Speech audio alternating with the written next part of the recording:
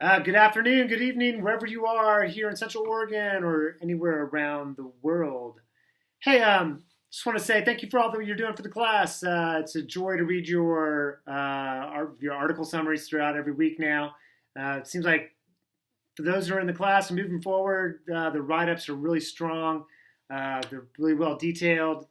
The key for the write-ups, as you know by now, is providing enough depth of information and then covering sort of main topics, main themes. So good job with all that. I want to provide you a little bit of background, a little bit of information for the readings for this particular week. I think it'll be helpful to watch this before going through the readings. The readings this week deal with basically the mass media and influence of the mass media, kind of how to think through some things, how to analyze and critique, and some different tools in which to approach thinking about the mass media. The first two articles, which will be in one of the reading reviews, Reading Review 11, is The Life According to TV, which is a relatively short article. It's an excerpt from a larger book. And then The Man Who Counts Killings is part of that Reading Review 11, both of those. It talks about George Gerbner and his work at the Annenberg School of Communication and about an analysis of TV. And then the second one, Reading Review 12, is about The Culture of Fear, a book that was pretty popular 15 years ago, maybe. It's got a new edition, some new stuff going on there. But it's about this idea about how the media kind of creates fear and what's that all about, and how to think about some of the fear that's being created in the media. So the idea here, looking at the media through these kind of perspectives and ways of thinking, is that if we go back to the symbolic kind of realm that we were in a few weeks ago, right? Advertising, kind of semiotics is understanding the symbolic world so that we can understand what's going on in culture and society. And also understand that these things that we're surrounded by, these images and these ideas and these symbols, become part of who we are. It's important to be more analytical about what we see so that we can be more empowered to understand that symbolic world and kind of help us navigate that space, right, as we engage in it. The articles on the mass media really start to get us at least look at the institution of the mass media from a perspective of critique, or at least with the aim of critique, maybe not a perspective, but with the aim of critique. Oftentimes you can think about, we can unpackage symbols, we can look at representations of race, class, gender, sexual orientation, other areas of our identities and our experiences, and about how are things being communicated, what are the symbols that are being used to communicate particular ideals, and how do these reinforce and reflect things that are going on within culture in a particular time period. The Waters article starts off by just basically providing a way in which some researchers looked at representations in the mass media, and they go through different categories of representation, right?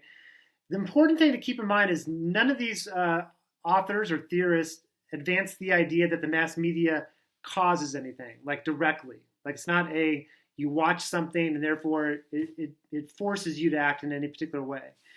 It's more about the kind of the environment that's being established and being reinforced. You can always find exceptions to representations in the media, so it's more about the general patterns of what we see. So, for example, looking at gender in the mass media, what Waters does and what researchers look at is like, what is the gender representation? What is the dominant ways in which women are being represented and men are being represented, and people who are transgender being represented in the mass media? It's not about that women are always portrayed in one way and men in another, and transgender community in another way, but rather it's the consistency or the generalized patterns of these representations, okay? So I think that's one thing important to keep in mind. The other thing is that with the Waters article, it's the systematic analysis of looking at thousands and thousands of TV shows, looking at for what are the common representations for different categories of people within these TV shows and within the mass media. I think that what that tells us, if we see a pattern and a strong pattern of representation, it leads to a couple different questions. One, where does that pattern come from? Like, why do we have that particular pattern? Why do we see women occupying certain positions in the mass media, like, if they're being represented in particular occupations or not in particular occupations? We look at the dress, the appearance, the demeanor, the relative position, and whether it's an empowered position or a submissive position. We're looking for patterns and trying to examine the patterns of representation. And if we could look at the patterns of representation, we can get a better idea of what are some cultural beliefs, values, and ideals that are supportive of these particular representations. So it's kind of it's like here's the representation. We got to sort of understand what's going on in the cultural and social environment that's influencing that representation, and then on the other side of that is we enter in the world as receivers, right? As individuals who are interpreters of the mass media. What do these representations do to us? How do they shape ourselves and our perspective on the world? That becomes the idea. Gerbner, I think, to provide a little bit of information about Gerbner, who deals with the mass media, is his critique is that, he looks at violence and violence in the mass media. He's definitely not saying that violent mass media causes people to become violent. In fact, his analysis his analysis is really fascinating.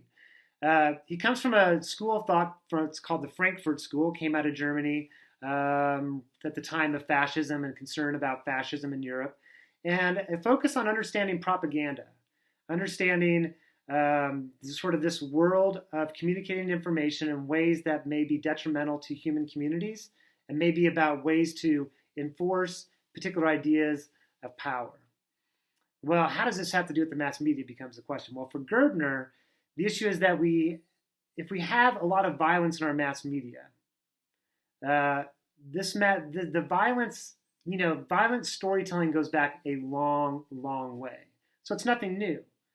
The tools of communicating violence now are a lot different with mass media. So with television and other forms of media, is that we can communicate ways that we couldn't before. So in Grimm's fairy tales, going back, there's a lot of violence. There's violence in all kinds of texts back historically. What's new is in a mass mediated world is that these ideas of violence can be communicated in different ways. And now all of a sudden we have to deal with the issues of symbols. And then the question of, well, who's controlling the symbols, right?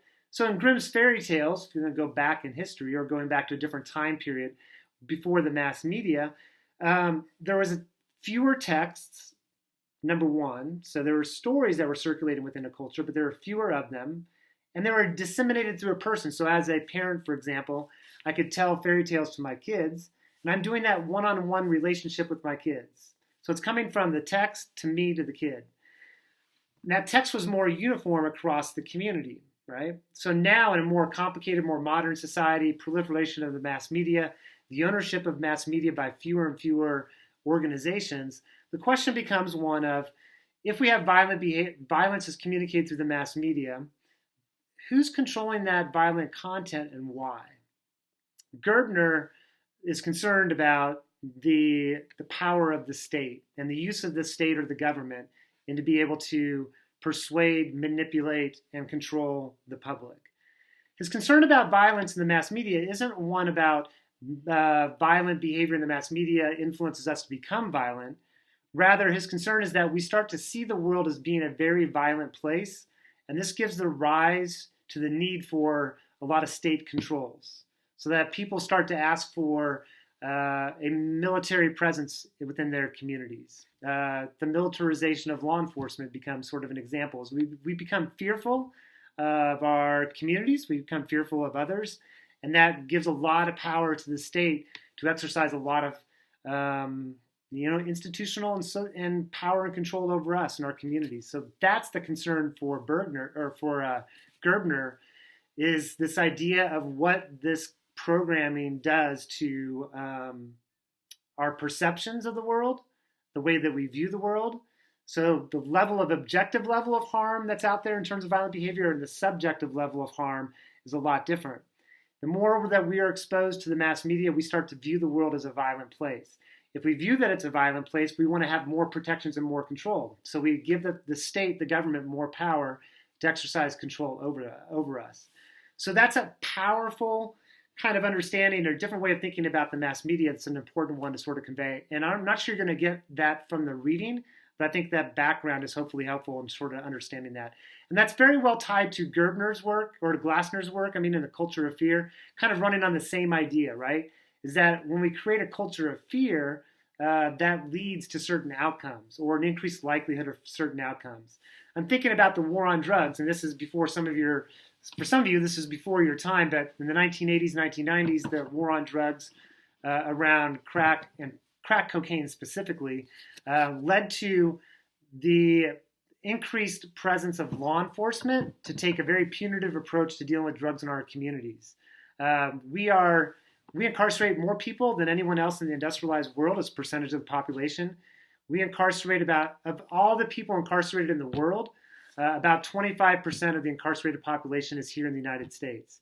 I think that draws attention to the fact that the objective level of harm and the constructed level of harm are two different things. And then a lot of ways, this culture of fear kind of helps to promote certain policies that are actually harmful to our community. So that's the idea. That's the perspective. I just want to give you that background. I think it'll be helpful.